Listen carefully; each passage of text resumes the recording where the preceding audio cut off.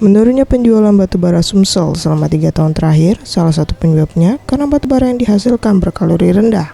Dan kondisi ini menjadikan batubara Sumsel berada pada grade rendah.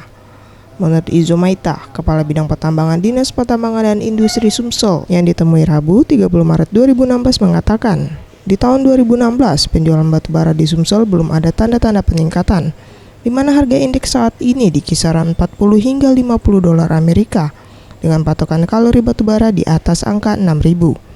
Sementara kalori batubara Sumsel berada di bawah 6.000, sehingga harga jual berada di level rendah. Jauh menurun dibandingkan dengan sebelumnya kan, sehingga sekarang ini untuk pemasaran batubara mengalami penurunan ya, dengan batubara kualitas tertentu yang masih bisa dipasarkan. Untuk di 2016 sendiri gimana stoknya? 2016 menurut prediksi ya lebih kurang sama lah, belum ada kenaikan. Berapa itu, Pak?